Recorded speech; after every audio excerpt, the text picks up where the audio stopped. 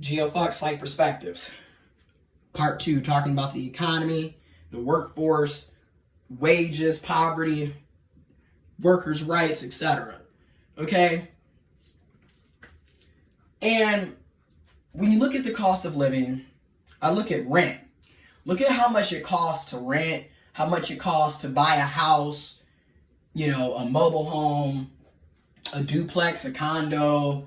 Why do you think so many people are basically forced to live at home with their parents and families well into their late 20s, their 30s, their 40s, their 50s? Because it's not affordable. It's just not affordable. And it's crazy to me because, again, when we look at our baby boomers, they were able to leave at 18, get married, have kids, have a house, and have a decent living. And they were in their late teens, early 20s doing that. Where today, I'm 27 and I have yet to get to that part where, hey, I'm making a decent living, I'm able, and that's another thing that's funny. This is why we need labor rights back. The myth of the 40-hour work week, and I call it a myth because I don't know many people who actually only work 40 hours, and that 40 hours is enough to provide for them. Because at my job, because I'm only making $15.40 an hour, I have to work overtime basically every single day if I want to guarantee I'm bringing home at least $1,000 every 2 weeks.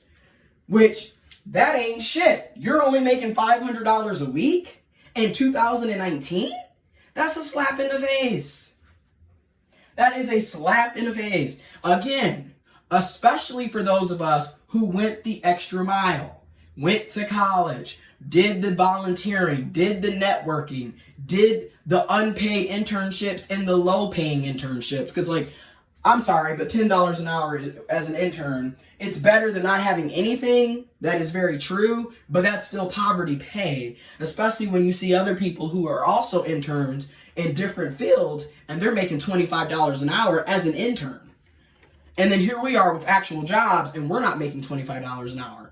So, there's a lot to be said here, okay? Then you got inflation. Back in the late 60s, that was pretty much the last time that our minimum wage actually matched the cost of living and actually matched inflation.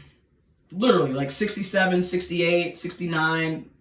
Those were the last times where the cost of living matched minimum wage, matched inflation. Hence why you always hear people talk about back in the late 60s, oh, I was able to work all summer and pay for my college. There's no way in hell we can work all summer and pay for college. Okay, if that's the case, we need to be making $5,000 every single week. You know what I mean? Seriously. Because you got colleges that are $30,000 and $40,000 a year. Okay, you got classes that are anywhere from $1,500 to $3,000 a class. So, come on. And we're sitting up here, $7.25 an hour is your federal minimum wage? And you really think you're going to be able to work all summer and pay for college? Okay. And I've made videos before where I'm discussing how I personally believe that college is pretty much a scam and a waste of time.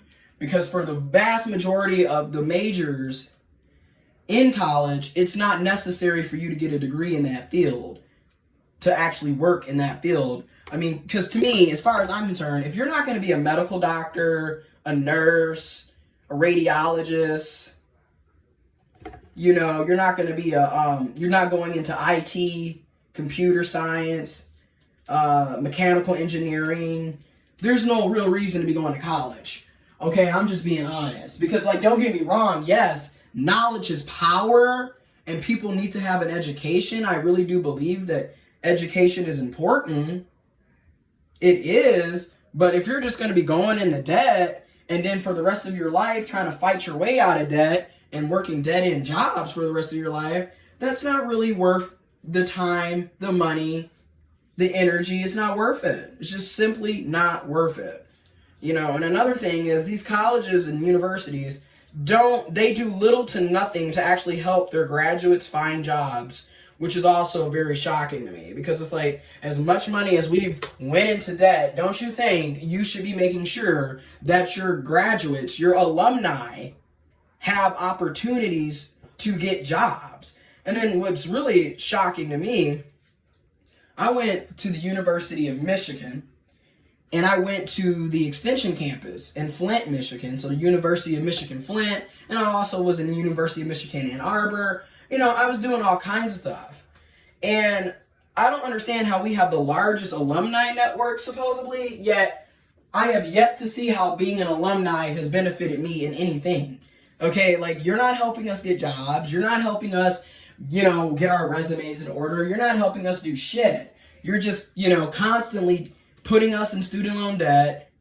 And then let's be honest, when you go to the extension campuses, the University of Michigan does not care about their extension campuses, because Flint, Michigan and Dearborn, Michigan have extension campuses, and we get little to no assistance or help. We don't get the same opportunities as the students who go to the main campus in Ann Arbor. But then they're constantly talking about, well, we're all Wolverines, really? Because at the University of Michigan Flint, they don't even call themselves the Wolverines. They call themselves the Kodaks. So again, how is that under the same umbrella when we're not even called the same thing? Like, it just doesn't even make sense. You know, a lot of students who go to U of M Flint, and possibly the same thing at at Dearborn, haven't even been to Ann Arbor, let alone went to any of the games or any of the student activities. Again, you don't really feel like you're a part of the school if you don't go down to Ann Arbor. I'm just going to be honest. You're not going to get the same experience.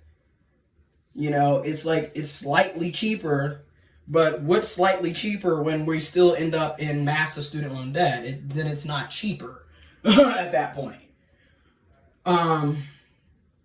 Okay, then where I live in Flint, and I don't really see myself moving out of Flint anytime soon, to be honest, because, like, the cost of living here is still relatively cheaper. And I'm saying relatively cheaper because, like, it's getting expensive here. You know, gentrification is happening all over the place, right? Like, that is happening everywhere, including Flint. And we're literally watching a city that nobody gave a fuck about. And now all of a sudden you got all these wealthy white folks moving in. They're coming in downtown. And let me keep in mind, it ain't just white people. You got black people. You got Hispanics and Latinos. You got Asians. You got wealthy people of various cultures and races and ethnicities contributing to gentrification. However, overwhelmingly, it's white wealthy people who are doing this. Okay? That's why when we talk about the job market, poverty, the economy, you have to talk about it in so many different lenses, because it's not just black and white. There's a lot of gray spaces.